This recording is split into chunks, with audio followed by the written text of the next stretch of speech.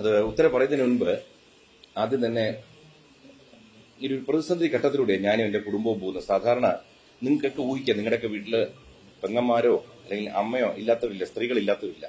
സ്വാഭാവികമായിട്ടും 4 പെൺമക്കളെ വളർത്തിക്കൊണ്ടിരുന്നത് അത്ര എളുപ്പമല്ല. പക്ഷെ എനിക്കത് ബുദ്ധിമുട്ടായിട്ടാണ് തോന്നുന്നത്. ഞാൻ എൻ്റെ മക്കളെ വളരെ സന്തോഷത്തോടെ വളർത്തിയൊരാളാണ്.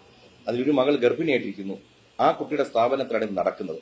ഇത്രയും വിഷയങ്ങൾ നടക്കുമ്പോൾ ഞങ്ങൾ ആദ്യം ഒരു കേസ് കൊടുക്കുകയാണ് എൻ്റെ മകളുടെ സ്ഥാപനത്തിലെ സാമ്പത്തിക തട്ടിപ്പുമായിട്ട് ബന്ധപ്പെട്ട്.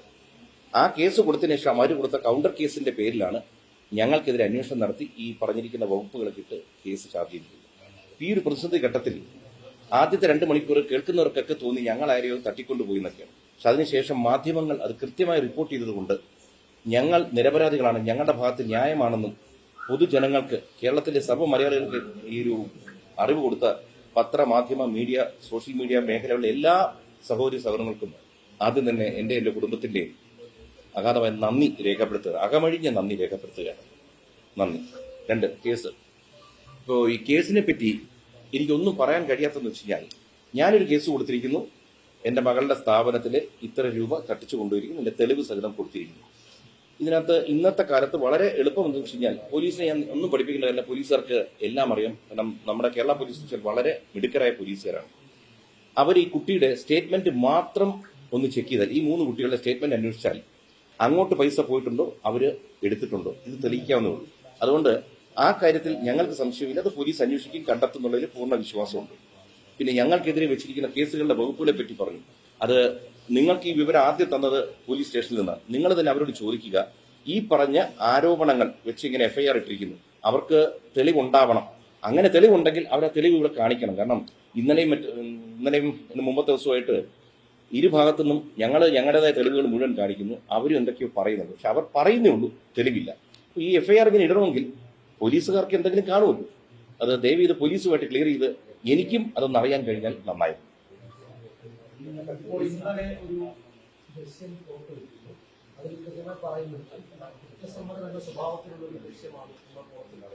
അപ്പോൾ ആ ദൃശ്യത്തിൽ അവർ പറഞ്ഞ ആ കാര്യങ്ങൾ അപ്പോൾ ഇന്നലെ ഈ ദൃശ്യം പുറത്തു കാരണം എന്താണ്? ആദ്യഘട്ടത്തിൽ താല്പര്യമില്ലാന്നൊക്കെ പറഞ്ഞത്.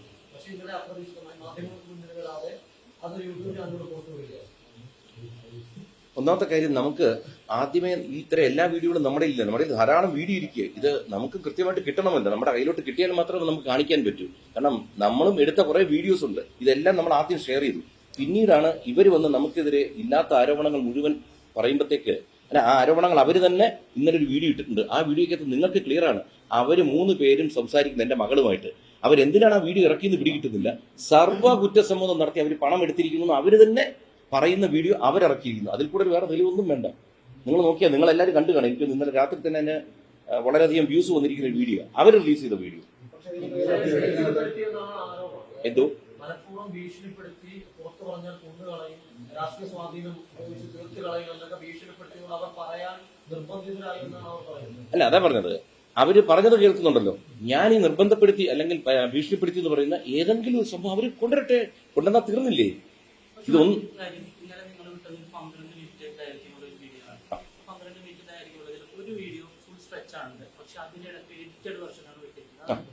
അതറിയില്ല ഏത് വീഡിയോയിലാണ്. ഞാൻ ഇതൊന്നും കണ്ടിട്ടില്ല. കാരണം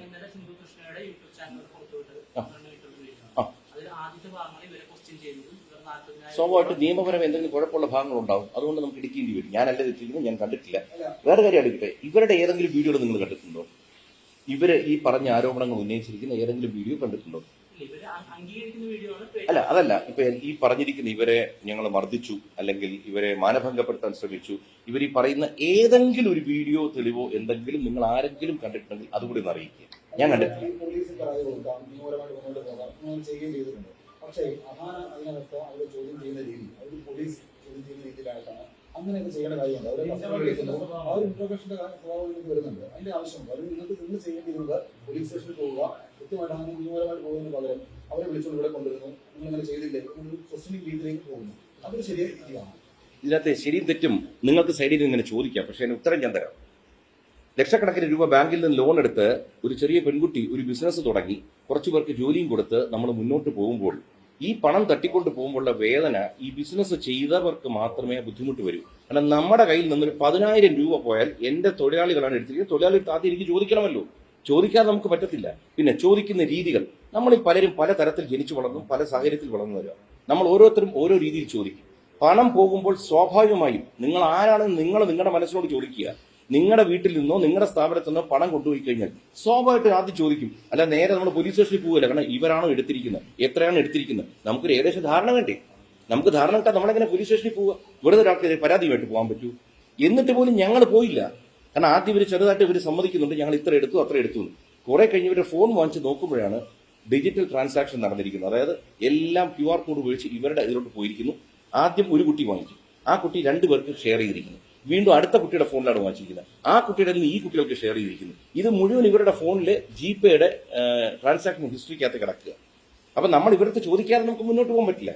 കാരണം നമുക്കൊരു പരാതിക്ക് പോകണം. ഒരു കാര്യം വ്യക്തമായിട്ടാണ്, ഇപ്പോൾ ഒരാളുടെ ഫോൺ എന്ന് പറഞ്ഞാൽ സ്വകാര്യതയാണ്, അവരുടെ അതായത് വ്യക്തിപരമായ കാര്യങ്ങളാണ്. ഇപ്പോൾ ഇവർ പറയുന്ന ആളുകളാണ്, അതായത് അവരുടേതല്ലാത്തൊരു കേസിൽ നിങ്ങളുടെ സ്ഥലത്ത് നിങ്ങൾ കുറച്ചുപേർ ചേർന്ന് അവരുടെ ഫോൺ വാങ്ങി അത് പരിശോധിക്കുന്നു, അവരെ തടഞ്ഞു വെച്ച് മണിക്കൂറുകളോളം ചോദ്യം ചെയ്യുന്നു. അപ്പോൾ അവർ പറയുന്നതിൽ നിയമപരമായ സാധ്യതയൊക്കെ ഇല്ലേ? അല്ല, ഒറ്റക്കാര്യം അതായി തടഞ്ഞു വെച്ചു എന്നുള്ളതിന് എന്ത് തെളിവാണുള്ളത്? പിന്നെ ഫോൺ ഞങ്ങൾ പിടിച്ചു വാങ്ങിച്ചിട്ടില്ല. ഞങ്ങൾ പറഞ്ഞു ഫോൺ തരാൻ പറഞ്ഞു, ജിപേയുടെ കാണിക്കാൻ പറഞ്ഞു. ജിപേയുടെ കാണിക്കുമ്പോൾ ഞങ്ങൾ കാണുക, ഇത് മുഴുവൻ ഞങ്ങൾ റെക്കോർഡ് ചെയ്തു. ഈ കുട്ടികൾ ഇവിടെ നിന്ന് സംസാരിക്കുന്ന വീഡിയോ അവരെ ഇറക്കിയിരിക്കുന്നതിൽ അവരുടെ കയ്യിൽ ഫോൺ ഇരിക്കുക. ഈ കെട്ടിടത്തിന്റെ മുകളിലത്തെ നിലയിൽ ഇരുന്നാ സംസാരിച്ചിരിക്കുന്നത്. ഇവിടെ എല്ലാ സ്റ്റാഫും ഉണ്ട്. ആ വീഡിയോക്കകത്ത് കുട്ടികൾ എഴുതി തരുന്ന പത്രത്തിന്റെ ഒരു ഫോട്ടോ അവർ ഇറക്കിയിരിക്കുന്നു, ഞങ്ങൾ എഴുതി കൊടുത്തിട്ടുണ്ടെന്ന്. അതിനകത്ത് ഇവരുടെ കയ്യിലെല്ലാം ഫോൺ ഇരിക്കുക. ഇനി എവിടെയാണ് ഞങ്ങൾ ഫോൺ തട്ടിപ്പറിച്ചത്? എന്തെങ്കിലും തെളിവ് വേണം. ഇവർ പറയുന്നതിന് എന്തെങ്കിലും അവരൊരു പ്രൂഫ് കാണിക്കട്ടെ. നിങ്ങൾ ആലോചിക്കുക, കേസ് കൊടുത്ത് ഞങ്ങളുടെ ഭാഗത്ത് വേണ്ടത് എന്താ? ഈ കുട്ടികളുടെ ബാങ്ക് റെക്കോർഡ്സ് സ്റ്റേറ്റ്മെന്റ് മാത്രം എടുത്തു നോക്കിയാൽ ഈ കേസ് അവിടെ തീരും. ബാക്കി എന്ത് വേണേ കുട്ടികൾ വരട്ടെ, എന്ത് ആരോപണമായിട്ട് വരട്ടെ, പക്ഷെ തെളിവുണ്ടോന്ന് നിങ്ങളും കൂടി ഒന്ന് ചോദിക്കുക. ഞങ്ങൾ എപ്പോഴും ഏത് ചോദ്യത്തിനും മറുപടി തരാൻ ഞാനിവിടെ ഉണ്ട്. കേട്ടില്ല, ഒന്നുകൂടി ചോദിക്കാം.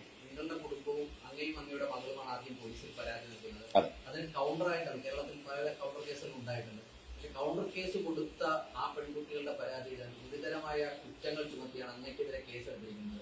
ജാമ്യമില്ലാ വകുപ്പ് ചുമത്തിയാണ് കേസ് എടുത്തിരിക്കുന്നത്. അത് പോലീസ് തിടുക്കപ്പെട്ട് അങ്ങ് കൊടുത്ത പരാതി മുഖവിലേക്ക് എടുക്കാതെ കൗണ്ടർ കേസിന് കൂടുതൽ പ്രാധാന്യം കൊടുത്തു വെച്ച് തോന്നുന്നുണ്ടോ? പോലീസ് അങ്ങനെ തിടുക്കപ്പെട്ടാണ് അത്തരത്തിൽ കാര്യങ്ങൾ ചെയ്തതെന്ന് തോന്നുന്നുണ്ടോ?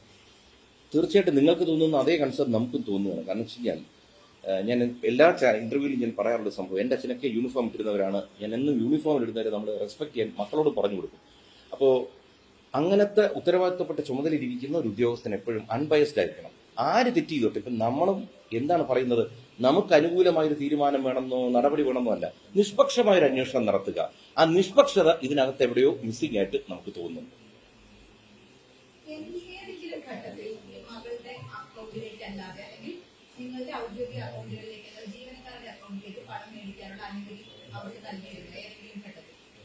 ഒരിക്കലും നമ്മൾ അങ്ങനെ കൊടുക്കില്ലല്ലോ, കൊടുക്കേണ്ട ആവശ്യമില്ല. പിന്നെ ഈ കുട്ടികളും എൻ്റെ മോളുമായിട്ട് വളരെ സൗഹൃദത്തിലാണ്. അത് ഈ കുട്ടികളുടെ ഏതെങ്കിലും ചടങ്ങുകളുടെ വീഡിയോ നിങ്ങൾ നോക്കുമ്പോൾ കാണാം, എല്ലാത്തിലും ഈ കുട്ടികൾ പങ്കെടുത്തിട്ടുണ്ട്. എല്ലാത്തിലും വളരെ അടുപ്പത്തിൽ കെട്ടിപ്പിടിച്ച് നിൽക്കുന്നതും ഭക്ഷണം കഴിക്കുന്നതും കുറേ വീഡിയോകളാണ്. അപ്പോൾ ചോദ്യം എന്തായിരുന്നു ജസ്റ്റിന്? അനുവാദം കൊടുത്തിട്ടുള്ളത്. നമ്മൾ ഒരിക്കലും QR കോഡ് കമ്പനിയിൽ ഇരിക്കുമ്പോൾ എന്തിനും ഇവരുടെ QR കോഡിൽ വാങ്ങിക്കാൻ അനുവാദം കൊടുക്കണ്ടേ? പിന്നെ ഇവർ ഈ പറഞ്ഞ എന്തോ ഒരു ടാക്സ് ഇഷ്യൂവിനെ പറ്റിയൊക്കെ കഴിഞ്ഞ് സംസാരിക്കുന്നുണ്ടായിരുന്നു. ഒറ്റ കാര്യം ഞാൻ പറയാം, നമ്മൾ കൃത്യമായി ടാക്സ് അടയ്ക്കുന്നവർ, അതിപ്പോ നമ്മൾ ഈ കേസ് വരുമ്പോൾ ബോധിപ്പിക്കണമല്ലോ, നമ്മുടെ എല്ലാ റെക്കോർഡ്സ് ഇരിക്കുക. ടാക്സ് അടയ്ക്കാൻ വേണ്ടി അല്ല എന്തോന്നോ തട്ടിപ്പടത്താൻ വേണ്ടി ഡെയിലി ഞങ്ങളുടെ QR കോഡ് വഴി പണം വാങ്ങിയിട്ട് അന്നന്ന് വൈകുന്നേരം ദിയയ്ക്ക് കൊണ്ട് ക്യാഷ് ആയിട്ട് കൊടുക്കുന്നു. അങ്ങനെ പൈസ ഇവർ വാങ്ങിച്ചിട്ടുണ്ടെങ്കിൽ ഇവരുടെ QR കോഡിലുണ്ട്, ഇവർ സമ്മതിച്ചിരിക്കുന്നു പണം വാങ്ങിയതായിട്ട്. എന്നാൽ പണം കൊടുക്കണമെങ്കിൽ എവിടെന്നെങ്കിലും ഇവർ വിഡ്രോ ചെയ്യണമല്ലോ. വിഡ്രോ ചെയ്താൽ ഇവരുടെ സ്റ്റേറ്റ്മെന്റിൽ വരുമല്ലോ. അപ്പൊ ഇവർ കൊടുക്കണേ ഡെയിലി അല്ലെങ്കിൽ ആഴ്ചയിൽ അല്ലെങ്കിൽ മാസത്തിൽ വിഡ്രോ ചെയ്തേ പറ്റും. വിഡ്രോ ചെയ്ത് കൊടുക്കണം. ഇതിന്റെ മാത്രം ഇതെല്ലാം നോക്കിയാൽ സ്റ്റേറ്റ്മെന്റ് കാണാം. സ്റ്റേറ്റ്മെന്റിൽ ഇങ്ങനെ സംഭവം ഉണ്ടോന്ന് പോലീസുകാർ അന്വേഷിച്ചാൽ തീരാവുന്ന പ്രശ്നമുള്ളൂ.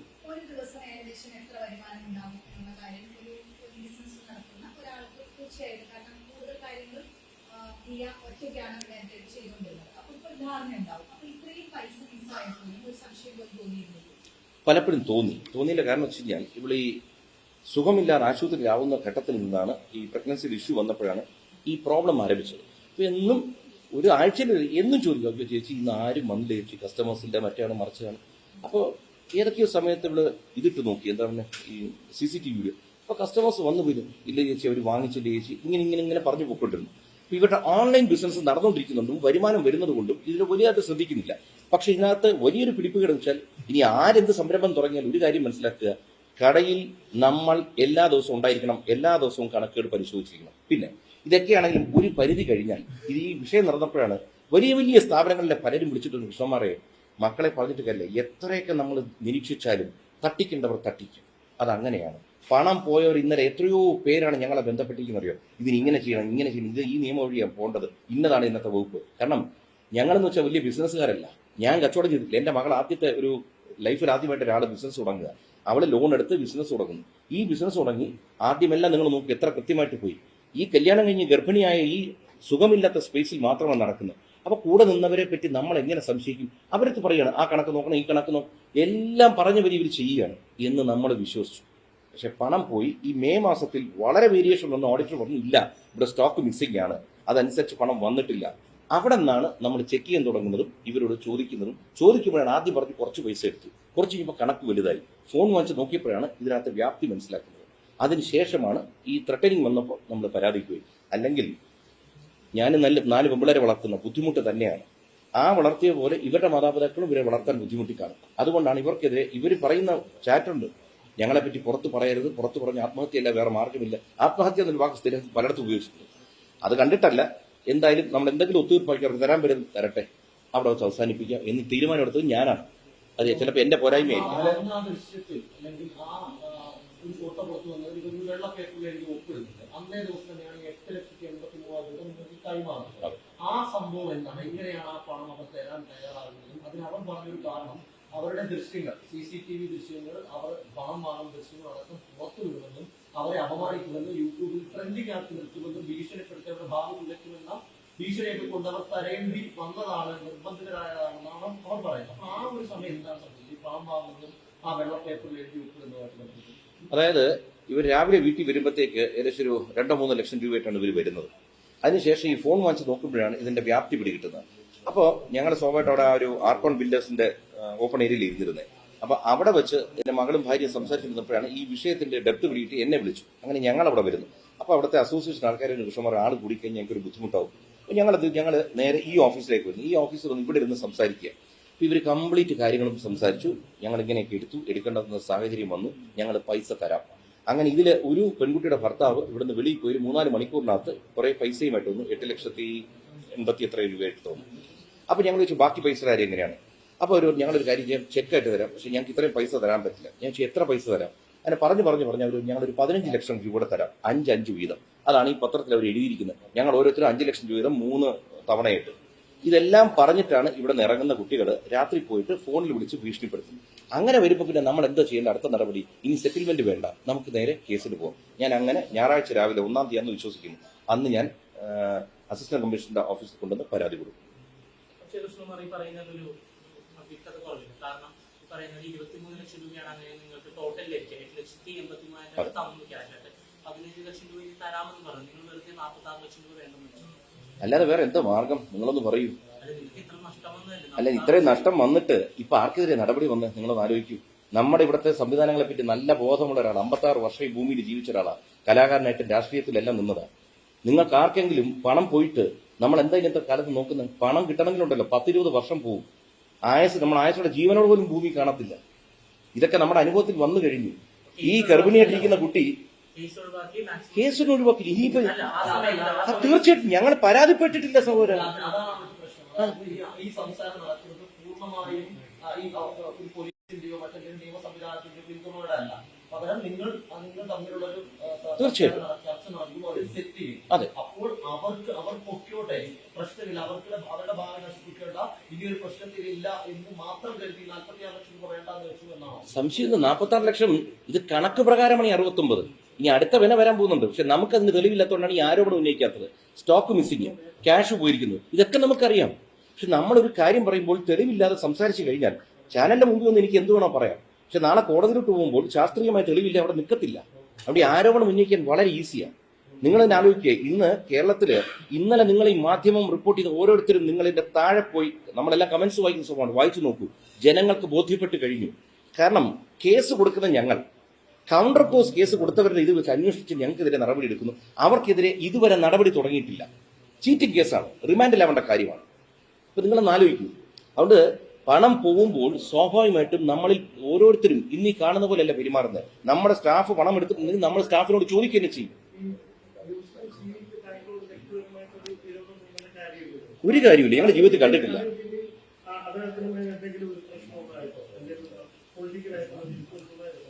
ഞാനിപ്പോ അതിലോട്ടൊന്നും ചിന്തിക്കുന്നില്ല. കാരണം എന്നറിയോ, നമ്മൾ ഇന്നത്തെ ദിവസം നല്ലപോലെ പെരുമാറും. ഒരു പ്രശ്നം വന്നാൽ ചിലപ്പോൾ ഞാൻ ഇതുപോലെ ആയിരിക്കില്ല പെരുമാറുന്നത്.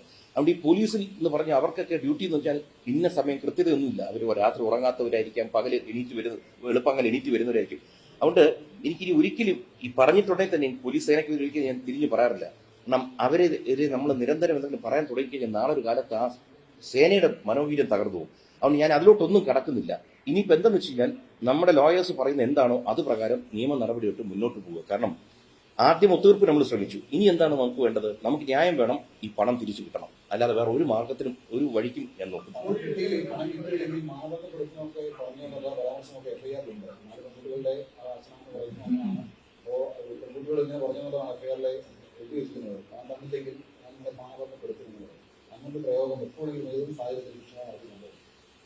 നിങ്ങളൊരു കാര്യം ആലോചിക്കുക. ഞാൻ സിനിമയില് നല്ല വേഷവും മോശം വേഷവും ശരി പലതരം സീനുകൾ ചെയ്തിട്ടില്ല. നിങ്ങൾ എവിടെയെങ്കിലും ഒന്ന് ആലോചിച്ച് നോക്കൂ. എന്നെ പറ്റി ഇവിടെ പല ആരോപണങ്ങളും ഈ അടുത്ത കാലത്തൊക്കെ വന്നല്ലോ. ഏതെങ്കിലും ഒരു സ്ത്രീ എനിക്കെതിരെ എവിടെയെങ്കിലും അവരെ വാക്കില്ലാതെ നോക്കുകയോ അവരോട് വാക്കില്ലാതെ സംസാരിക്കുകയോ തൊടുകയോ ചെയ്യുന്ന എവിടെയെങ്കിലും ഒരു പരാതി വന്നാൽ നിങ്ങൾക്ക് പറയാമോ? ഈ 56 വർഷത്തിൽ ഞാൻ പറഞ്ഞു, ഞാൻ വലിയ സൂപ്പർ സ്റ്റാർ ഒന്നും അല്ല. പല സെറ്റുകളിലും വെറുതെ ഇരിപ്പാ, പല ദിവസങ്ങളും ഷൂട്ടിംഗ് ഇല്ലാത്ത. ആ ദിവസങ്ങളിൽ പോലും എനിക്കെതിരെ എന്തെങ്കിലും നിങ്ങൾ പറയൂ. അതുകൊണ്ട് ഈ ആരോപണങ്ങളും FIR ഒക്കെ ക്വാഷ് ചെയ്യാനും നമുക്ക് ഇവിടെ കോടതികളുണ്ട്. നമുക്കത് മുന്നോട്ട് പോകാൻ പറ്റും. തെളിവില്ലാത്ത കാര്യങ്ങൾ ഞാൻ പറഞ്ഞല്ലോ. ഇന്ന് തിരിച്ചറിവുള്ള സമൂഹത്തിൽ തിരിച്ചറിവുള്ളവർക്കെതിരെ എന്തും ആരോപിക്കാം. ഒന്നാമത്തെ വിഷയം എടുത്തിരും സ്ത്രീ വിഷയം, അതില്ലെങ്കിൽ ജാതി പരാമർശം, ഇങ്ങനത്തെ കുറെ സാധനം എടുത്തിരും. പക്ഷെ ഇതെല്ലാം ജനങ്ങൾ തിരിച്ചറിഞ്ഞു. കാരണം പൊതുജനത്തിനും ബുദ്ധിയുള്ളവരാ, അല്ലാതെ ജനം മണ്ടന്മാരൊന്നുമല്ല. പ്രത്യേകിച്ച് നമ്മുടെ കേരളത്തിൽ നമുക്ക് പ്രൈമറി എഡ്യൂക്കേഷൻ ധാരാളം കിട്ടിയവരാ, എല്ലാവർക്കും മിനിമം വിദ്യാഭ്യാസം ഉള്ളവരാ. അതുകൊണ്ട് ഒരാഴ്ച 2 ആഴ്ച അല്ലെങ്കിൽ 10 തവണയ്ക്ക് ഇത്തരം കാര്യങ്ങൾ പറയാം. ഇതൊന്നും നിലനിൽക്കാൻ പോകുന്ന കഴമ്പില്ലാത്ത ആരോപണങ്ങളാണ്. ഈ ജാതീയമായ രാഷ്ട്രീയമായി ബാധിക്കുന്നതല്ലേ ഇത്തരം ആരോപണങ്ങൾ? അല്ല, നമുക്ക് ബാധിക്കാനുള്ളത് വരിക നിശ്ചയം നമുക്ക് തടയാൻ പറ്റില്ല. പക്ഷെ അതുകൊണ്ടാണ് ഞാൻ നിങ്ങളോട് നന്ദി പറയാൻ കാരണം വെച്ച് കഴിഞ്ഞാൽ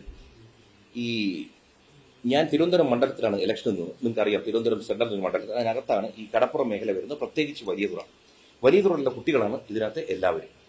ഈ ജാതീയതയും പ്രശ്നം ഉണ്ടെങ്കിൽ നമുക്കിന്ന് ഒരാളെ പരിചയപ്പെടുമ്പോൾ അയാളുടെ മതം എന്ത് ജാതി എന്ന് വളരെ ഈസി ആയിട്ട് അറിയാം.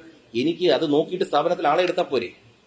ഇത് ഞാൻ ഇലക്ഷൻ എന്ന സ്ഥലത്തെയാണ്. നിങ്ങൾക്കറിയാം, ഞാൻ ഇലക്ഷൻ തോറ്റ ഒരാളാണ്. തോറ്റിട്ട് പോലും ആ മണ്ഡലത്തിൽ മിനി ഫിഷിംഗ് ഹാർബർ കൊണ്ടുവരാൻ വേണ്ടി കേന്ദ്രമന്ത്രി റുബാലെ വരെ ഇവിടെ കൊണ്ടുവന്നതാണ്. സാറിന് തോറ്റു കഴിഞ്ഞാൽ മണ്ഡലത്തിൽ നിന്ന് പറക്കും, പിന്നെ അങ്ങോട്ട് തിരിഞ്ഞു നോക്കത്തില്ല. ആ മണ്ഡലത്തിന് വേണ്ടി പ്രവർത്തിച്ചു. കാരണം നമ്മളെല്ലാം മത്സ്യം കഴിക്കുന്നവർ, നമ്മുടെയൊക്കെ വീട്ടിൽ പണ്ട് മീൻ കൊണ്ടുവരുന്ന ചേച്ചിമാരുണ്ടായിരുന്നു. ഇവരുമായിട്ട് നമുക്ക് വളരെ ബന്ധമാണ്, പ്രത്യേകിച്ച് നമ്മുടെ അമ്മമാർക്ക്. ഇവരൊക്കെ താമസിക്കുന്നതും ഇവരൊക്കെ വീടുകൾ എനിക്കറിയാം. ആ ഏരിയയിൽ പോയിട്ടാണ് ഞാൻ വർക്ക് ചെയ്തത്. 5 പൈസ നേട്ടം ഉണ്ടായിട്ടില്ല. കയ്യിൽ നിന്ന് പൈസ മുടക്കിയിട്ട് ഞാൻ പ്രവർത്തിച്ചു. ആ മേഖലയിലുള്ള കുട്ടികളാണ്. അപ്പൊ എനിക്കിതിനകത്ത് അവരുടെ മതം നോക്കാൻ സ്വാഭാവികമായിട്ടും മത്സ്യത്തൊഴിലാളി കുടുംബങ്ങളിൽ ഭൂരിപക്ഷവും ക്രിസ്ത്യൻ മതത്തിൽ വിശ്വസിക്കുന്നവരാ. അതിനുള്ള കുട്ടികളാണ് ഇന്ന് നിൽക്കുന്നത്. എനിക്കെന്താ അങ്ങനെയുള്ളവരെ മാറ്റി നിർത്തി ഇല്ല എന്റെ മതം എന്റെ ജാതി എന്ന് പറഞ്ഞ് വെക്കാമല്ലോ. ഇനിയിപ്പോ ഭയമാണ്. കാരണം വെച്ച് കഴിഞ്ഞാൽ നമ്മളൊരാളെ നിർത്തിക്കഴിഞ്ഞാൽ നാളെ ആരോപണം എന്തൊക്കെ വരുന്ന ആലോചിച്ചിട്ട് വേണമെങ്കിൽ സ്റ്റാഫുകളെ വെക്കാൻ പോലും അത്തരത്തിലുള്ള അവസ്ഥയിലോട്ട് നമ്മൾ പോവുകയാണ്.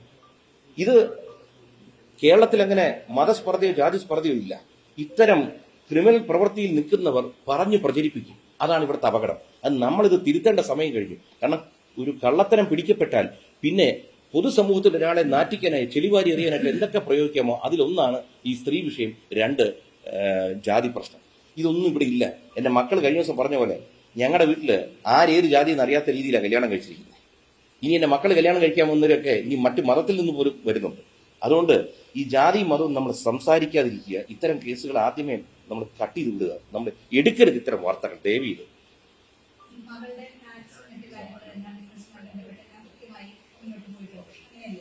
എല്ലാം ഞങ്ങളെ സംബന്ധിച്ചുള്ള ടാക്സ് അപ്ഡേറ്റഡ്. ഞങ്ങൾക്ക് യാതൊരു ബുദ്ധിമുട്ടില്ല. ഓഡിറ്റേഴ്സ് ഉണ്ട്, അവർ ടാക്സ് അടയ്ക്കുന്നു. എല്ലാ രേഖകളും ഞങ്ങളുടെ ഉണ്ട്.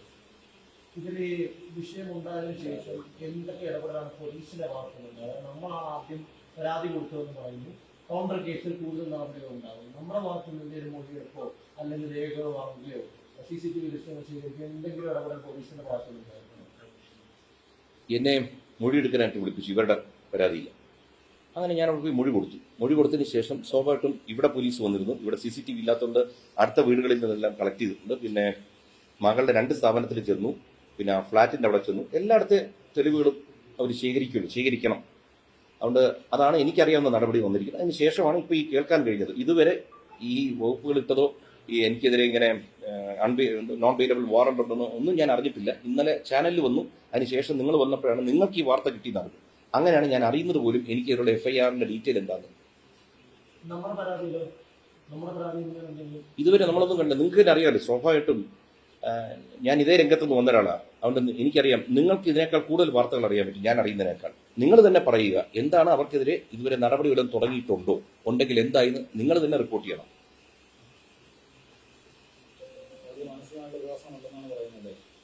അല്ല, മാനസികമായിട്ട് പ്രയാസം വന്നാലും നമ്മുടെ മക്കളല്ല, നമ്മുടെ കുടുംബത്തിനെതിരെ ഇങ്ങനൊരു വരുമ്പോഴത്തേക്ക് എവിടെയും മാറി നിന്നിട്ടോ ഒളിച്ചോടിയിട്ടോ കാര്യമില്ല. നമ്മൾ അവരുടെ കൂടെ നിന്നില്ലെങ്കിൽ ഈ വിശ്വാസം തകർന്നു പോകും.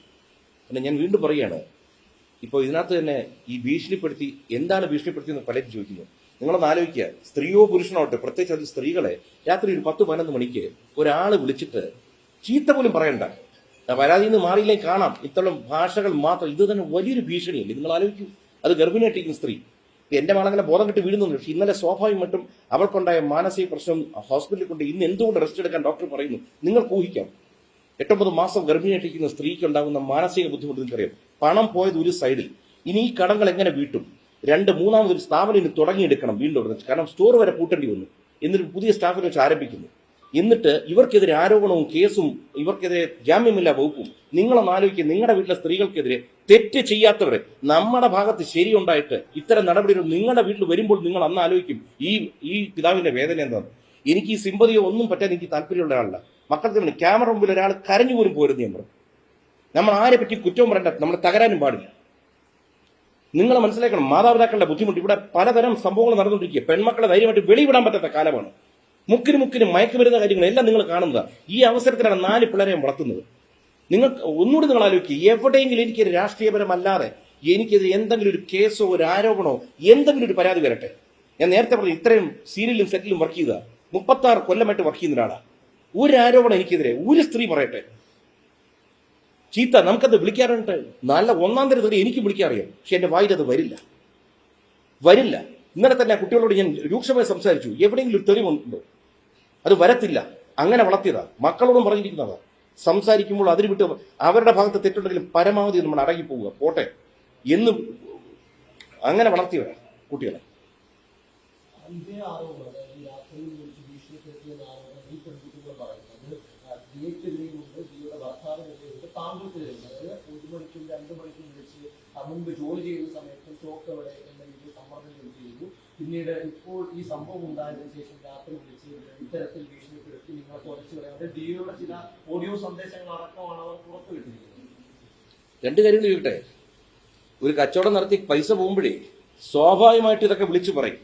എന്റെ മക്കൾക്ക് ഒരു ത്രെട്ട് വന്നു, എന്റെ മകൾക്കൊരു ബുദ്ധിമുട്ടുണ്ടായി കഴിഞ്ഞാൽ ഞാൻ ഏത് ലെവലിലോട്ട് പോകും? അത് മക്കളെ വളർത്തുന്ന മാതാപിതാക്കൾക്ക് എന്റെ ബുദ്ധിമുട്ട് മനസ്സിലാവും. അതും സ്ത്രീകളാണ്, പെൺകുട്ടികളാണെങ്കിൽ അതും ഗർഭിണിയായിട്ടിരിക്കുമ്പോൾ രാത്രി 10-11 മണിക്ക് എടുത്തും വിളിച്ചാൽ ഞാൻ സംസാരിച്ചതൊക്കെ എന്റെ കണക്കൂട്ട് വളരെ മാന്യമായ ഭാഷയാണ്. നമുക്കറിയാലോ ഇവിടെ ഓരോരുത്തർക്കും ഉണ്ടായത്. നമ്മുടെ MLAക്ക് പോലും ഉണ്ടായ ബുദ്ധിമുട്ട് നിങ്ങളെല്ലാം കണ്ടു കാണാൻ ഓഡിയോയിൽ. രാത്രി കാലത്ത് വിളിച്ചു കഴിഞ്ഞാൽ അത് ആൺകുട്ടി വിളിച്ചിട്ട് പോലും ഏത് രീതി പെരുമാറേണ്ടതെന്ന് നിങ്ങൾക്കറിയാം. അപ്പോൾ എന്റെ മകളെ ഏതോ ഒരുത്തൻ വിളിച്ച് ഭീഷണിപ്പെടുത്തിയാൽ ഇതൊക്കെ നിങ്ങളൊക്കെ എഴുതേണ്ടത് കൈവെക്കേണ്ട കേസുകളാണ്. പക്ഷെ നമ്മളൊന്നും അത് ശീലിച്ചിട്ടില്ല. നമ്മൾ നിയമം പാലിച്ചു പോകുന്ന ഒരു പൗരനാണ് ഇവിടത്തെ. അതുകൊണ്ട് നിങ്ങൾ മനസ്സിലാക്കേണ്ട ഒരു കാര്യമുണ്ട്, ഇത് നമ്മുടെ നാട്ടിൽ ക്രിമിനൽസ് കൂടി വന്നുകൊണ്ടിരിക്കുകയാണ്. ഈ ക്രിമിനൽ ആക്ടിവിറ്റി ചെയ്തവരുടെ പിന്നിൽ ആരാണ്? ഈ കുട്ടികൾക്ക് അതിനുള്ള കഴിവൊന്നുമില്ല. ഇവർ സാധാരണ കുട്ടികളാണ്. ഇവരുടെ കയ്യിൽ പണം ഇരിക്കുന്നതുകൊണ്ട് ആരോ ഇടപെട്ടാണ് ഈ പ്രശ്നം ഇത്ര വലുതാക്കിയത്. ഞങ്ങൾക്കിത് ഒന്നും വേണ്ട. ഞാനൊരു മീഡിയ മേഖലയിൽ നിന്ന് വന്നു, അതിനുശേഷം സിനിമയിലുണ്ട്, രാഷ്ട്രീയത്തിലുണ്ട്. ഇതിനകത്ത് കുറെ പേരുമായിട്ട് ആത്മബന്ധമുള്ളതാണ്. എനിക്കിവിടെ നിങ്ങളെ വിളിച്ചിട്ട് ഒരു ഇന്റർവ്യൂ തന്നാൽ പോരായിരുന്നു. ഞാൻ എവിടെയെങ്കിലും നിങ്ങളെ വിളിച്ച് എന്തെങ്കിലും പറഞ്ഞു? നിങ്ങൾക്ക് അറിയാം നിങ്ങൾ ആരാ വിളിച്ചു പറഞ്ഞതെന്ന്. നിങ്ങൾ എൻ്റെ അടുത്ത് വന്നു, ഞാൻ നിങ്ങളുടെ ഏത് ചോദ്യത്തിന് ഏത് രാത്രി മറുപടി തരാൻ തയ്യാറാണ്. ഇന്നലെയൊക്കെ ഞാൻ കിടക്കുന്ന 4 മണിക്കാണ് രാത്രി, ഇന്ന് വെളുപ്പിനെ. കാരണം മകളുടെ പ്രശ്നം എല്ലാം അറ്റൻഡ് ചെയ്ത് കഴിഞ്ഞിട്ടാണ് ഞാൻ കിടക്കുന്നത്. നിങ്ങളത് ആലോചിക്കണം. പക്ഷെ ഒരിടത്തും ഒളിച്ചോടാനോ മാറി നിൽക്കാനോ തരാം. എത്ര ചോദ്യം ചോദിച്ചോളൂ, ഞാൻ ഇവിടെ കാണും, ഉത്തരം തരാം. പക്ഷേ ഇതിനകത്ത് എന്ത് വെച്ചാൽ നമുക്കൊരു വിഷയം വരുമ്പോൾ നമ്മൾ എന്ത് ചെയ്യുന്നു നമ്മളൊന്ന് പകയ്ക്കും ആദ്യം, അറിയോ? എന്ത് ചെയ്യും? പകച്ചുപോയി. കാരണം ചില്ലറ കേസ് ഞാൻ TV കണ്ട് നിങ്ങളിൽ പലരും എന്നെ വിളിച്ചു പറഞ്ഞപ്പോൾ ഞാൻ കാര്യം അറിയില്ല. നമ്മൾ എന്താ ചെയ്യേണ്ടത്? നമുക്ക് സ്റ്റേഷനിൽ പോയി അവിടെ നീതി കിട്ടുന്നില്ല. നമുക്ക് എന്താ ചെയ്യാൻ പറ്റുന്ന? മുഖ്യമന്ത്രി അദ്ദേഹത്തിന്റെ ഓഫീസിലോട്ട് പോയി കാര്യങ്ങൾ സംസാരിച്ചു. 5-ാമത്തെ മിനിറ്റ് അവർക്ക് കാര്യം പിടികിട്ടി ആരുടെ ഭാഗത്ത് എന്ത്. അതുകൊണ്ട് നിങ്ങൾ ആലോചിക്കുക. അല്ലെങ്കിൽ ഇന്നലെ എന്നെ തൂക്കിക്കൊണ്ട് പോകണ്ടല്ലേ? ഇട്ടിരിക്കുന്ന വകുപ്പെന്താ നോക്കി. എന്തെങ്കിലും തെളിവ് നിങ്ങൾക്ക് ആർക്കെങ്കിലും ഇതിനകത്ത് കിട്ടിയിട്ടുണ്ടോ? എന്നെ പറ്റി പറഞ്ഞിരിക്കുന്ന ആരോപണത്തിന്റെ എന്തെങ്കിലും ഡിജിറ്റൽ എവിഡൻസ് നിങ്ങൾ പറയൂ. ഇപ്പൊ ഞാൻ നിങ്ങളുടെ മുമ്പിൽ നിങ്ങൾ പറയൂ, എന്തെങ്കിലും എവിഡൻസ് നിങ്ങൾക്കുണ്ടോ? പറയൂ. നിങ്ങളത് പറയണം. നിങ്ങളൊക്കെ കൊച്ചു കുട്ടികളാണ് ഇതിനകത്ത്. നിങ്ങളുടെ വരും തലമുറ നിങ്ങൾ വേറൊരു കൾച്ചർ ഉണ്ടാക്കണം. മീഡിയ കൾച്ചർ തന്നെ മാറ്റിയെടുക്കണം. കാരണം വെച്ച് കഴിഞ്ഞാൽ ഇത്തരം പച്ചക്കള്ളം പറയുന്നവരെ എക്സ്പോസ് ചെയ്യണം. ഈ സെൻസേഷൻ ക്രിയേറ്റ് ചെയ്യുന്നേക്കാൾ ഞാൻ ദൂരദർശനിൽ ഈ റിപ്പോർട്ടിങ്ങും വാർത്താവായന തുടങ്ങുമ്പോൾ ആദ്യം ഞങ്ങൾക്ക് തന്ന ഉപദേശം എന്തെന്നറിയോ? നിങ്ങൾ ഒരാളെ ഇന്റർവ്യൂ ചെയ്യാൻ പോകുമ്പോൾ നിങ്ങൾ സംസാരിക്കരുത്, അവർ സംസാരിക്കും. നിങ്ങൾ കേൾവിക്കാരിക്കുക, ബി എ ലിസ്ണർ. എന്നിട്ട് അവർ പറയാനുള്ള പറയുമ്പോൾ കേൾക്കുക. അതിനുശേഷം അവരുടെ മെസ്സേജ് ജനങ്ങളിലെത്തുക. ഇത് കഴിയുമ്പോൾ എന്താണ്? അദ്ദേഹം പറഞ്ഞ മെസ്സേജ് എത്തുന്നു. ദൂരദർശന് നല്ല പേരുണ്ടാക്കണം, ഒപ്പം നിങ്ങൾക്കൊരു ഉയർച്ച ഉണ്ടാവണം. ആ ഉയർച്ച ആ പാഠങ്ങളിൽ പഠിച്ചു വന്ന ഒരാളാണ് ഞാൻ. അതുകൊണ്ട് ഒരിക്കലും അനാവശ്യമായ ഒരു ആരോപണം ഉന്നയിക്കാൻ താല്പര്യമില്ല. ഇപ്പൊ പോലും ഈ കുട്ടികളുടെ പേര് പോലും ഞാൻ അടുത്ത് പറയാറില്ല. പക്ഷെ നിവൃത്തിയില്ലാതെ വന്നപ്പോൾ, നിവൃത്തിയില്ലാത്തതുകൊണ്ട് ഭാര്യയും മക്കളും വീട്ടിൽ നിന്ന് ആലോചിക്കും എന്ത് ചെയ്യണം, ഈ വീഡിയോ റിലീസ് ചെയ്യണം, ഞാൻ റിലീസ് ചെയ്യും. അല്ലെങ്കിൽ നമ്മൾ കള്ളന്മാരായി പോകും. കാരണം ഇന്ന് അങ്ങനെയാണ്, മിണ്ടാതിരിക്കുന്നവൻ കള്ളനായി പോകുന്ന കാലമാണ്. ഇപ്പോ കഴിഞ്ഞ കുറച്ച് മാസങ്ങൾക്ക് മുമ്പ് വലിയ സാമ്പത്തിക തട്ടിപ്പ് ഇൻസ്റ്റാഗ്രാം പോസ്റ്റ് ചെയ്തു. അത് ഈ സംഭവം തന്നെയാണ്. എനിക്കത് ഏത് മറ്റാണ് ഇത്തരത്തിൽ താൻ നടത്തുന്ന ഒരു സ്ഥാപനത്തിൽ ഇത്തരത്തിൽ ജീവനക്കാർ തട്ടിപ്പ് നടത്തിയെന്ന് സൂചിപ്പിക്കുന്ന ഒരു ഇൻസ്റ്റാഗ്രാം പോസ്റ്റോ സ്റ്റോറിയോ. ഇത് രസം എന്തറിയോ? ഈ കുട്ടികളെ ഇതിനു മുമ്പ് 2-3 തവണ ഈ സാമ്പത്തിക വിഷയം ഉണ്ടായതാണ്. അപ്പൊ ആദ്യം ഞാൻ പറഞ്ഞു, 1-2 തവണ പോട്ടെ, ചിലപ്പോൾ സാമ്പത്തിക കുറവ്, കാരണം 10-15,000 രൂപ സാലറി ഉള്ള കുട്ടികളാണ്, ചെറിയ കുട്ടികളാണ്. അപ്പൊ ഞാൻ വെച്ച് പോട്ടെ. പക്ഷെ 3-4 തവണ ഇപ്പൊ ഞാൻ പറഞ്ഞിരുന്നതാണ്, ഈ ക്രിമിനൽ ആക്ടിവിറ്റി ഉള്ള കുട്ടികളെ വെക്കരുത്. അപ്പോഴൊക്കെയുള്ളത് എന്റെ പിള്ളേരാണ് അച്ഛാ, എന്റെ പിള്ളേരാണ്, എന്റെ കൂടെ എല്ലാ പരിപാടിക്കും വരുന്നവരാ, ഭയങ്കര സപ്പോർട്ടാണ് എന്ന് പറഞ്ഞ് നിർത്തിയതാണ്. അതായത് എല്ലാം നിങ്ങൾ നോക്ക്. ഇതൊന്നും ഞാൻ എന്തെങ്കിലും പറയുന്നതിലൊരു കള്ളം ഇന്നലെ പറഞ്ഞതല്ല, ഇന്ന് പറയുന്നത് നിങ്ങൾ കേട്ടു നോക്കൂ. ആരും പറഞ്ഞു പഠിപ്പിച്ചല്ല. ഇന്നലെ കുട്ടികൾ പറഞ്ഞ ഞാനത് ആദ്യമേ പറയുന്നുണ്ട്. ഇതിനകത്ത് എന്റെ മകളുടെ ഭാഗത്ത് നിന്ന് ശ്രദ്ധക്കുറവ് ഉണ്ടായിട്ടുണ്ടെന്നുള്ളത് യാതൊരു സംശയവുമില്ല. അതുകൊണ്ട് ഞാൻ പറയുന്നത്, ഇനി ബിസിനസ് തുടങ്ങുന്നവർ രാവിലെ തൊട്ട് വൈകുന്നേരം വരെ സകല കണ്ണും അവിടെ വെച്ചിരുന്നോണം. എല്ലാ മൂക്കൻ കോർണറിൽ കണ്ണുകൾ പോയിരിക്കണം. ഇന്ന് വളരെ നമ്മൾ ഈ ഇന്നത്തെ കുട്ടികൾക്കൊരുന്നുണ്ട്, അവരുടെ വിചാരം ഈ ഓൺലൈനിലെല്ലാം കറക്റ്റ് ആയിക്കോളും എന്ന് തോന്നുന്നുണ്ട്. ആ ഓൺലൈൻ അവർ തയ്ച്ചു ഇല്ല. ട്രഡീഷണൽ രീതിയിൽ നിങ്ങളുടെ ലെഡ്ജർ ഓരോ ഇതിനും വൗച്ചർ വെച്ച് എല്ലാത്തിനും കണക്കുണ്ടായിരിക്കണം. ഇല്ലെങ്കിൽ ഇത്തരം തട്ടിപ്പുകൾ നടക്കും. കാരണം തട്ടിപ്പിന്റെ രീതികൾ മാറിക്കൊണ്ടിരിക്കുകയാണ്.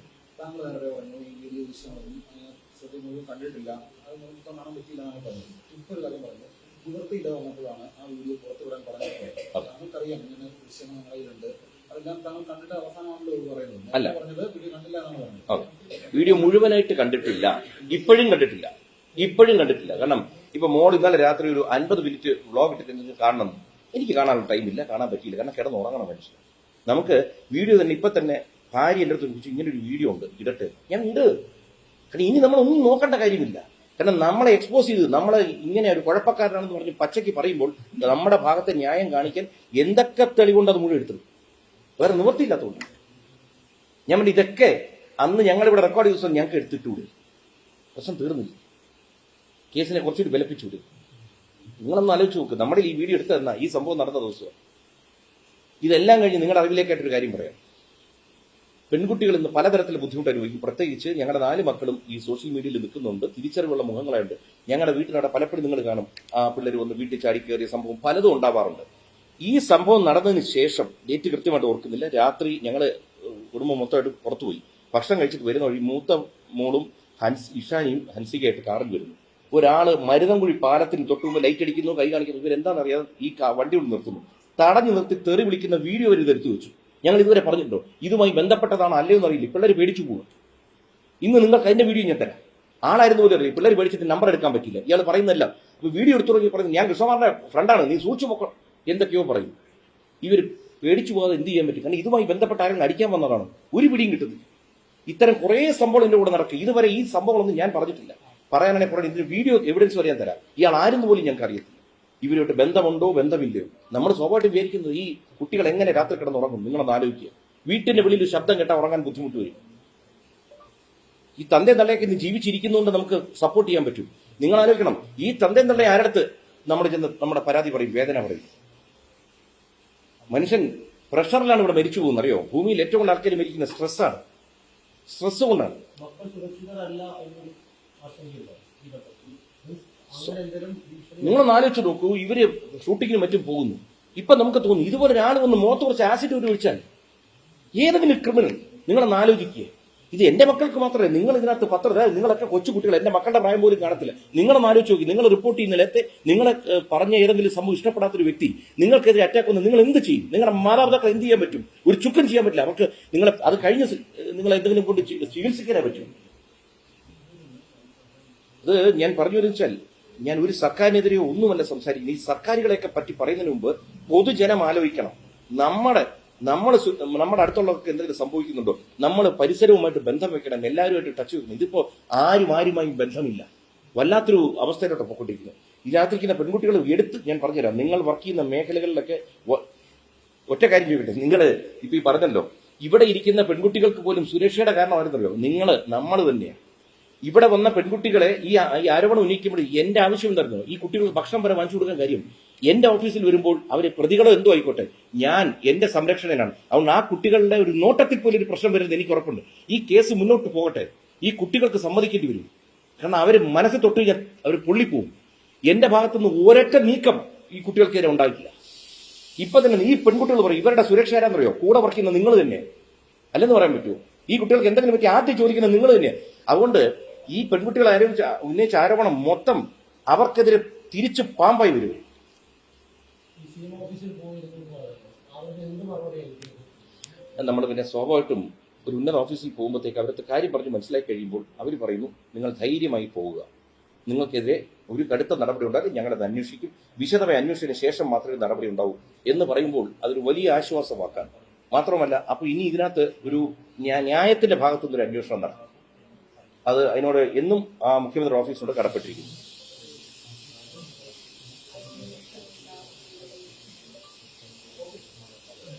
വളരെ സന്തോഷം, നന്ദി, താങ്ക് യു. നിങ്ങളൊക്കെ ഭക്ഷണം കഴിച്ചവരാണോ വെള്ളം കുടിക്കണോ ഒന്നും ചോദിച്ചില്ല. രാവിലെ ഞാനും അല്ലല്ല വീഡിയോ അല്ല, അവളെല്ലാം താങ്ങുന്ന ഒരാളാണ്. ഈ ഒരു സ്റ്റേജിൽ ചിലപ്പോൾ അവരും മെന്റലി നമുക്കറിയത്തില്ല. ഒരു ഗർഭിണിയായി കഴിയുമ്പോഴത്തേക്ക് അല്ലെ അവള് വളരെ ബോൾഡായിട്ടൊരു ആളാണ്. നമുക്ക് അങ്ങനത്തെ പ്രോബ്ലം ഇല്ല. എന്തോ ഇപ്പൊ പറഞ്ഞിരിക്കുന്നു, ഈ മാസം അവസാനം പറഞ്ഞിരിക്കുന്നു. ഇങ്ങനെയൊക്കെ വരുമ്പോൾ ചിലപ്പോൾ 10 ദിവസം മുമ്പേ ആവാം, ഒന്നും പറയാൻ പറ്റില്ല. പിന്നെ ഓക്കെ എന്ന് വെച്ചാലേ സ്വാഭാവികമായിട്ടും നമ്മുടെ BP കൂടും, അതിൽ തെറ്റല്ല. നമുക്ക് തന്നെ ഒരു വിഷയം വരുമ്പോൾ എനിക്ക് ഇപ്പൊ ഞാൻ സംസാരിച്ചിട്ടിരിക്കുമ്പോൾ ഞാൻ നോർമലല്ല. നമുക്ക് നോർമലായിട്ട് ഇരിക്കാൻ പറ്റും, നോർമലായിട്ട് ബിഹേവ് ചെയ്യാനേ പറ്റത്തില്ല. സ്വാഭാവികമായിട്ടും നമ്മുടെ ഹാർട്ട് ബീറ്റ് മാറിക്കൊണ്ടിരിക്കും. കാരണം ഇതിനൊരു തീർപ്പുണ്ടാകുന്നത് വരെ. അപ്പൊ നിങ്ങൾക്ക് തന്നെ നിങ്ങളൊക്കെ പലതരം റിസ്കി സംഭവങ്ങൾ ചെയ്യുമ്പോൾ ഒന്നും അറിയില്ല. കാരണം നമ്മളെ പ്രതിസ്ഥാനത്തല്ലേ വെച്ചിരിക്കുന്നത്, പ്രതി അറിയിക്കേണ്ട കാര്യമില്ലല്ലോ.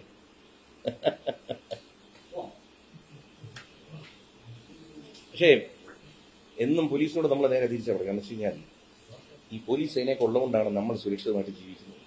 അതൊരു സത്യാവസ്ഥയാണ്. ചിലപ്പോൾ 1-2 പേര് അതുപോലും അന്നേരത്തെ മാനസികാവസ്ഥയിൽ പെരുമാറുന്നതായിരിക്കും. ചിലപ്പോൾ നമ്മുടെ ഒരു ദേഷ്യം ഉണ്ടാവില്ല, അന്നേരത്തെ അവസ്ഥയിൽ അവരങ്ങനെ പെരുമാറി, അത്രേ ഉള്ളൂ. അതെ, നമുക്ക് പിന്നെ ആരോടും ഒന്നും തോന്നാറില്ല ഇത് കഴിഞ്ഞാലും.